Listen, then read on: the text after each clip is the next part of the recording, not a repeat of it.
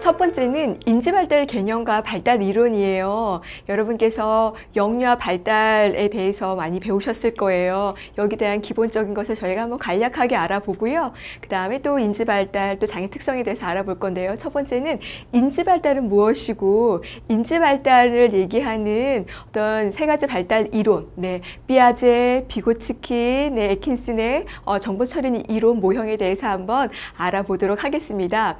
첫 번째, 인지발달이죠. 우리는 인지하면 어떤 사고를 먼저 생각하게 되는 겁니다. 네, 맞습니다. 사고 과정이라고 할 수가 있겠는데, 우리가 이 생활 주변에서 인식한 이 모든 지각하는 것들을 우리가 이 사고 과정에 표상하는 것들을 우리는 인지라고 하는 거고요. 이런 과정들이 어떤 상황을 통해서 발달하게 되는 거죠. 인지 발달이는 어떤 우리가 신생아와 영유아 지능과 인지를 정확하게 정의하고 측정하는 데는 상당히 오랜 연구를 통해서 우리가 알아왔지만 그것들을 정확하게 우리가 판단하는 것 좀 어려울 수 있어요. 그렇죠? 인지라는 것은 사고 과정이기 때문에 우리의 눈에 잘 보이지 않아요. 그래서 이것들을 어떻게 보고 판단하냐에 따라서 조금 달라지기도 합니다. 그래서 많은 학자들을 통해서 연구되었을 때 우리는 이 세 가지를 공통적인 요소로 얘기를 하고 있어요.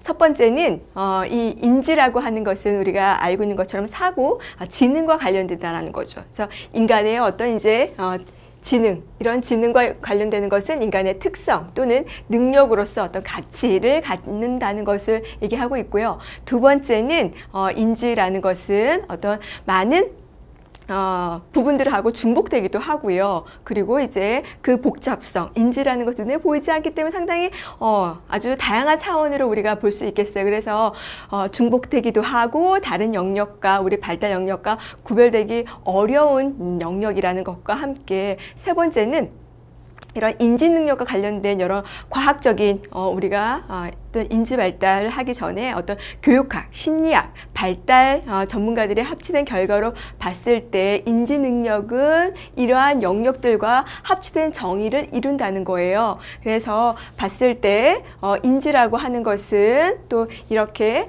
여러 가지 이제 추상적인 사고 또는 추론, 지식들을 습득하는 능력 문제 해결 능력과 관련되어 있는 것이고 이런 내용들과 우리가 거의 한 96% 일치하더라. 그래서 우리는 이런 것들을 인지라고 한다라고 이제 결론을 내릴 수가 있겠습니다.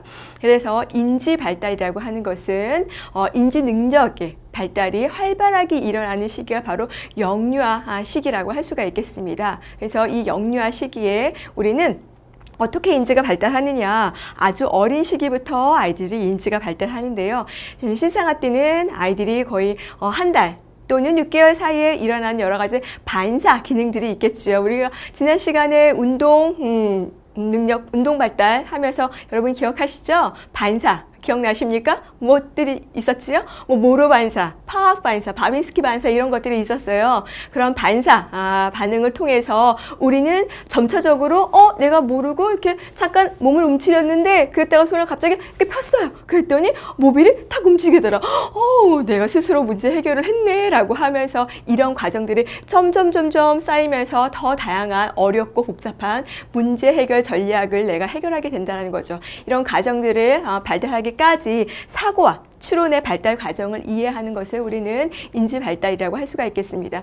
그래서 첫 번째 인지 발달 이론으로 우리는 피아제. 네, 우리 유아교육 우리 교육을 하는 사람들은 피아제 모르면 간첩이죠. 그렇죠? 꼭 알아가야 되는 겁니다. 여러분이 잘 아실 거라 생각하고 간단하게 하고 넘어가도록 하겠습니다. 네. 간단하게?